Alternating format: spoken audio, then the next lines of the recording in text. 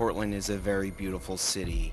It's known for its coffee, microbreweries, strip clubs. Did you know Portland has an evil history to it? It's one of the most haunted cities ever.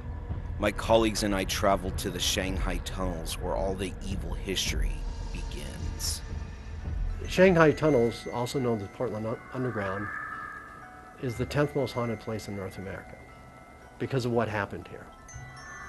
This was an area that victimized sailors, loggers, cowboys, sheep herders, were brought underground, locked up in holding cells, kept there till the sea captain was ready to leave with his ship.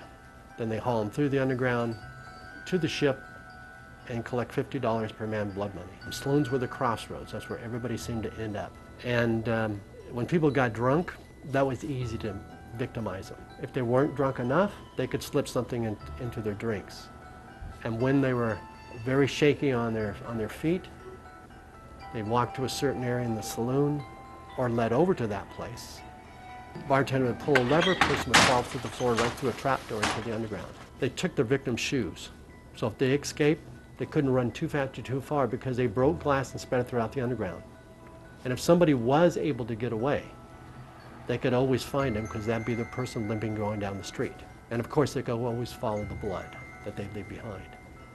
In the tunnels, I went into one of the cells to show you how small they truly are.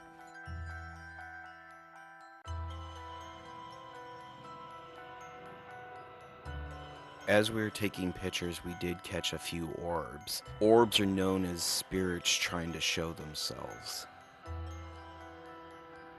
As you can see in the cell phone, what we believe to be as a ghost is not there.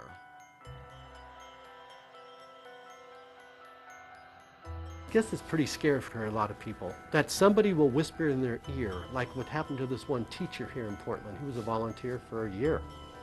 And one day he was standing by the stair ladder to nowhere, as we call it, and a voice whispered in his ear, "Get out." He looked around, there was nobody there. He got out and never came back. Other people on their tours will swear somebody whispered in their ear, "Stay." I don't know what's more frightening, get out or stay, but I would assume stay. After leaving the tunnels, we traveled over to the White Eagle, which is one of the known brothels that would lure people in and trap them down there.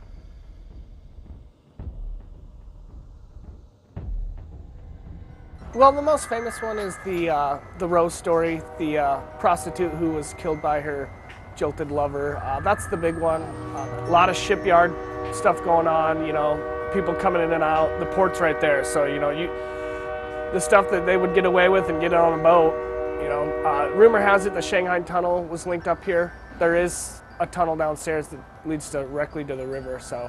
You talk to the staff that's here a lot, at night especially, or hotel guests, you know, a lot of pounding on doors, middle of the night, a lot of noises upstairs, hallway stuff. The hotel maintenance staff is the ones that really get it because they're up there alone. You know, everyone's gone and they're tearing the place apart and they'll hear stuff that shouldn't be going on, but it does. I have had a few weird vibes while working here. There was one day where I was up here by myself and there was supposed to be nobody up here.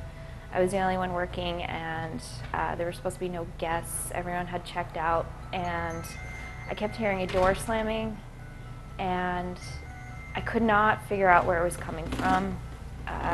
It kept sounding like it was coming from somewhere else.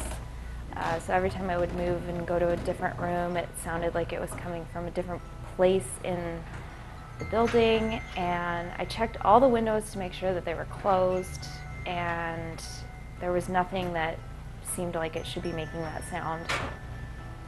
I would say that room number 3, I get the weirdest feelings in. Specifically in the closet. The closet just feels like it has a weird energy to it. It makes me feel uneasy.